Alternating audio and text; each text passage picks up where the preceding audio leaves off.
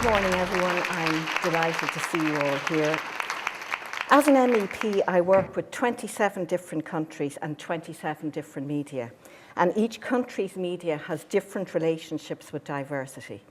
And it was observing these relationships during my work in the Parliament that sparked off my interest in diversity of media ownership and eventually prompted me to host this conference. The word pluralism is now being widely used by EU institutions as the relevant term when looking at media ownership and diversity of voices and opinion. The term was fashionable in the 1970s and is now back in favour as an umbrella term to cover people, businesses and opinions in media.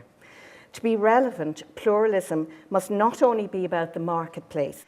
It must involve journalistic and editorial independence, and there must be support for high-quality public broadcasting services and guarantee a place for content with a cultural and economic value.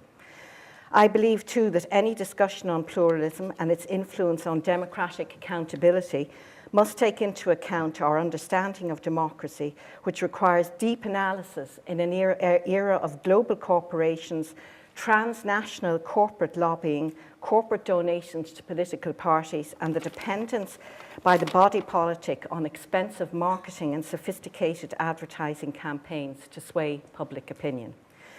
How journalists can deal with dedicated public affairs and communications professionals is part of the diversity equation. Add to this mix multinational corporations that are also media conglomerates, and the lines between what is news, what is information, and what is marketing communications becomes more and more difficult to discern.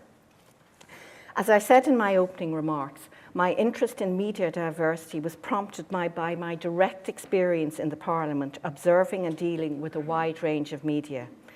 However, as a member of the Parliament's Culture and Education Committee, my work also involves the issue of media pluralism, and this too influenced my decision to host the conference. And I intend that it will be the first in a series of events which will examine media and its relation to politics in general. Questions around public sector broadcasting, communication, community radio and TV, how the media represents women and the role of women in media, and how diverse ethnic voices and experiences are represented are also critical in any debate on diversity and will be included in future seminars. In 2009, shortly after I became elected to the Parliament, a resolution was tabled calling for action to protect media pluralism and ban monopolies. The debate focused on the crisis of media freedom in Italy. For me, from a European point of view, two countries, Italy and Hungary, are an important part of this story. The implications of Berlusconi's ownership of Italy's biggest private television company fascinated me, and the questions this raised for journalistic independence in a country where one owner with a strong personal agenda dominated. The story in Hungary is equally stark, where a state crackdown on media, judiciary and central bank independence represents the most serious attack on democracy in the EU for a generation. The stream of anti-democracy laws coming from Viktor Orban's government in Budapest are worrying in the extreme.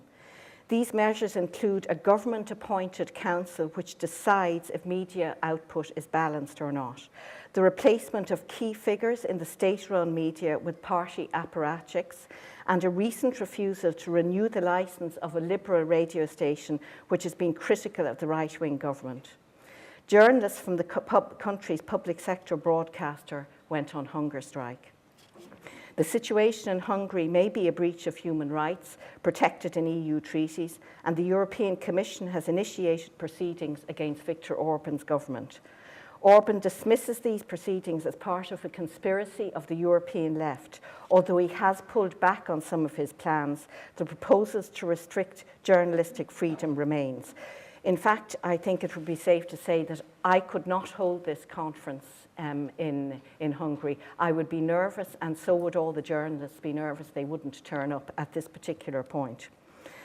In Ireland this year, we will see the publication of a bill to regulate media mergers, and it will, I believe, clearly include a strong base in competition law, but the overall parameters will be very interesting for all stakeholders. We need to protect diversity, and I sincerely hope that the legislation will make progress in that direction. A report from this conference will be submitted to the Minister during consultation on the bill.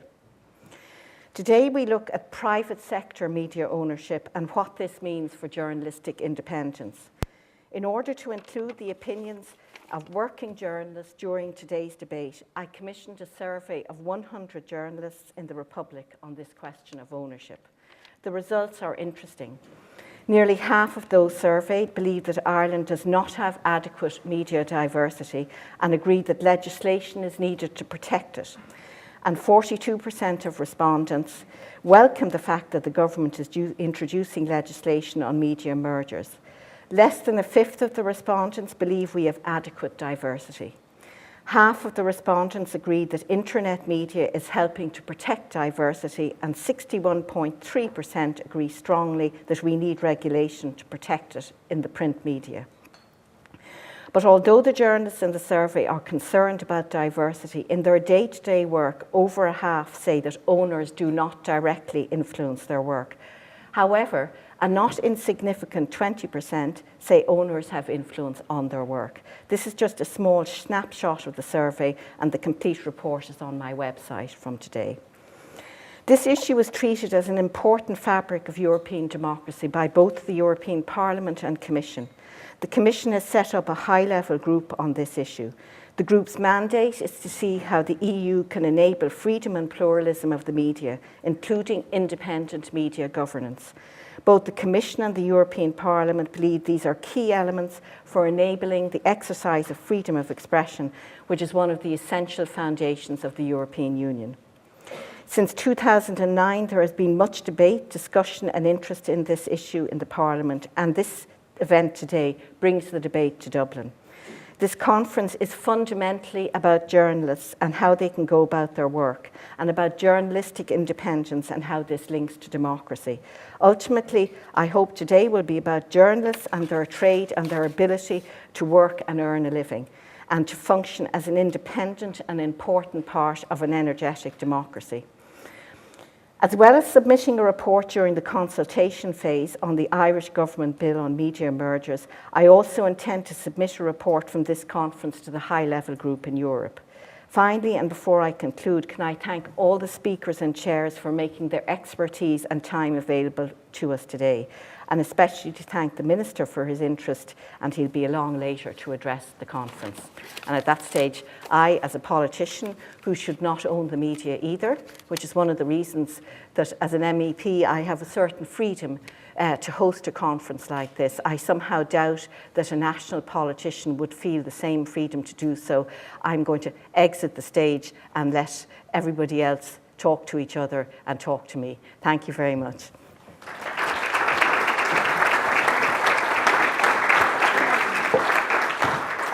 Thank you very much, Nessa.